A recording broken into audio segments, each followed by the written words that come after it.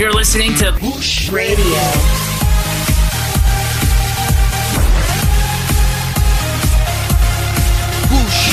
Bush Radio. Your real talk radio. State Affairs with Edmund Obilo is live.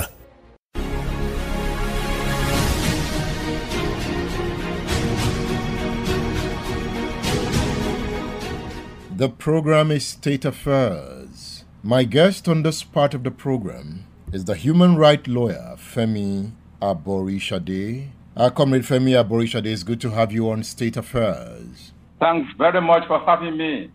The issue here is the Lagos panel report on EndSARS.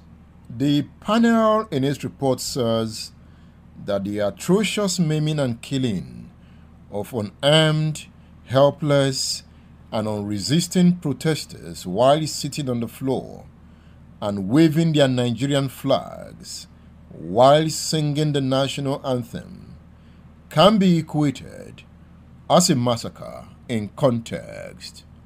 A massacre in context.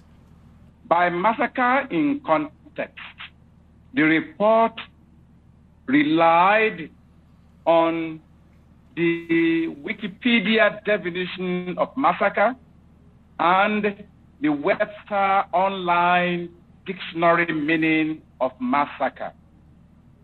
The two meanings from the literature consulted by the panel in its report essentially means that a massacre involves multiple killings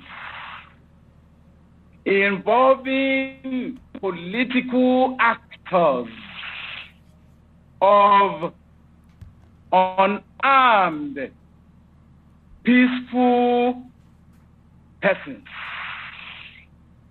Persons who are not armed. Persons who are not violent. And they now related that literature definition of massacre to what they observed, to what they found took place on the 28th day of October 2020, wherein they found that the protesters were orderly, they were peaceful, and that they were shot at by both the Nigerian army and the police, and that there was no basis. The report described it as atrocious, as cruel, within that context in which the report established that not less than 13 persons were actually killed. 13 persons consisting of 9 persons categorically established to have died and 4 persons who were found to be missing and presumed dead, and 22 others with gunshot injuries. Another 4 persons with non-gunshot injuries. Other persons, 9 other persons who were assaulted.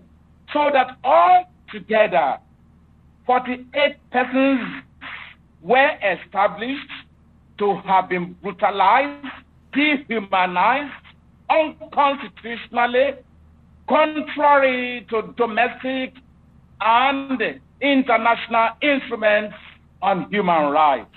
This is apart from over 90 other dead bodies, unidentified dead bodies, that were dumped at mainland hospital, according to the pathologists who appeared before the panel. So within that context, I agree absolutely with the report, with the panel's report, that what took place was a massacre. When the panel was set up, there were doubts that the panel might not live up to expectation. So having seen the report, what do you have to say about the quality of the panel? Well, I think I am glad that the panel demonstrated courage to speak truth to power, to even indict the Lagos state government that established it, because the panel also established that the Nigerian army was invited to Lekki toll gate by the state governor. That is an indictment. And the panel went further to say that the inefficiency, the incompetence, the weaknesses of the police should, under no circumstances, be a ground for inviting or deploying the Nigerian army against peaceful protesters. So I am glad that the panel has lived up to expectation, and in actual fact, the panel also pointed out, also recommended that the Lagos state government should actually set up a standing human rights commission to look into several other petitions that the panel was unable to take because of lack of time. May I emphasize that the report that has been leaked, that we are discussing, is actually limited to the Lekki incident. The last two lines in the front page of the report says, report of Lekki incident investigation of 28th October 2020. So largely, all other cases have not been attended to. And to that extent, the panel recommended that there should be a standing human rights commission or human rights tribunal that will look into all the petitions apart from looking into any other abuses, human rights abuses that may occur in the future. So I respect the panel and we thank the panel for a good work. Since the report was sneaked into the public domain, controversies have arisen. Some have doubted the report, and some members of the panel are talking about threat to life. In this case, Edmund Obilo, senior advocate of Nigeria, says Nigerians should hold government responsible should anything happen to him. It is really unfortunate that members of the panel are being attacked online, are being threatened. Witnesses who testified before the panel are already being physically attacked, and others being threatened that they are on the list of fatal attacks. It is unfortunate. Within that context, persons like the Minister of Information, who are campaigning against the report, who are indicting the report, should be held responsible for whatever happens to any member of the panel, including Edmund Obilo, who has cried out, and other witnesses. Persons like the Minister of Information, like Mohammed, must be held responsible. We must begin to campaign that a person like the current Minister of Information is not fit to occupy any public office, because his main grounds with the report is that the report has established killings which the panel characterized as massacre. That is his main grounds. A Minister of Information who is not concerned that The Nigerian army was deployed unconstitutionally to shoot at peaceful protesters. A minister who just concerned about whether killings qualify as massacre or not. A minister who is not concerned about the right of the Nigerian people to enjoy their fundamental rights without any fear of being attacked. Such a person is not fit to occupy public office. And I call for his immediate removal. Because from the point of view of Mr. President has made it clear. The Attorney General Minister of Justice has also made it clear along the line of Mr. President that the federal government would implement the decisions as may be released by the Lagos state government. And that is how it should be. Contrary to that position maintained by Mr. President and the Attorney General of the Federation, Mr. Lai Mohammed has negated the position of Mr. President that the federal government has rejected the report of the panel. First, the federal government or the Minister of Information is not in a position to reject the report of a tribunal of inquiry, commission of inquiry, set up by any state government. This is because under the Constitution and as our courts have made clear, it is only the state government that has the power and right under the Constitution to set up commission of inquiries or tribunals of inquiry. The federal government cannot do so beyond the federal capital territory. Therefore, the federal government is not in a position to reject the report. And because Lagos state government or any other state government for that matter is autonomous and independent. It is not Lagos state government, it's not an extension. It's not an office. It's not a department of the federal government. And we must make this very clear to Mr. Lai Mohammed, who is supposed to be a lawyer. The reports might be exciting to the ears, but there are still hurdles to cross. We await a white paper from the Lagos state government. What about if the white paper rejects some of the findings and recommendations of the panel? That would be very, very strange. That would be surprising. That would be unexpected. Because until the contrary is proved, we want to hold the statements publicly made by the governor of Lagos State, Mr. Sanwo-Olu. We want to hold him as a person who keeps his words.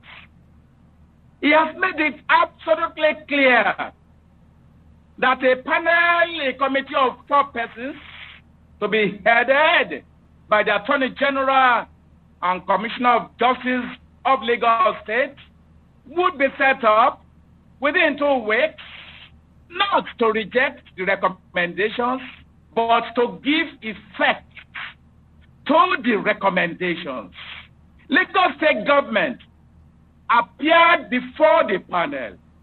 Lagos State government was a party to the issues examined, investigated. Lawyers represented Lagos State government. Persons testified and were cross-examined before the panel. So a party to the report is therefore not in a position to review the report. That will mean that the Lagos State government is sitting as a judge in its own case. That would be strange, but if it happens at all, then the Nigerian people must know that we have to actively intervene, come out in large numbers to peacefully protest and insist that the recommendations as made by the panel should be implemented and nothing to be taken away from it. Let me remind you that the counsel for the Lagos State government at the panel, Abiodun Owonikoko, senior advocate, has faulted the panel's report. Well, Mr. Owonikoko, senior advocate of Nigeria, as far as the work of the panel was concerned, was an agent of Lagos State government. The principal is not bound to take the opinion of its agent because the principal has made a public undertaking, and we want to hold the Lagos State government to its words. It was because Mr. Governor was disturbed at what happened that he set up the panel. Nobody, citizens of Lagos State, residents of Lagos State, did not have any input into the terms of reference. The terms of reference were drafted and approved and issued by Mr. Governor. And it was essentially to ensure that those whose rights were abused are compensated and that perpetrators must be brought to book. So the Lagos State government and the governor in particular set up the panel with clear express terms. We think that Lagos State governor is a man of honor. He will keep to his words. What would the panel report do to the rights of Nigerians to protest? Well, the report has clearly reiterated, has clearly affirmed that under domestic laws, including the Constitution, and under international human rights law, Nigerian people have a right to assemble peacefully under Section 40 and to take action for the protection of their rights, that they have a right under Section 41 of the Constitution, the right to move about, to protest peacefully and move about, and under Section 39 of the Constitution, the freedom of expression. These rights have been clearly affirmed, and the panel, in an unequivocal, unambiguous, clear manner, the panel has affirmed the right of Nigerians to protest peacefully without any fear of being attacked by security agents or being attacked, being killed, being shot at by the Nigerian army. Comrade Femi Aborisade, thank you for featuring on State Affairs. Thanks very much for having me.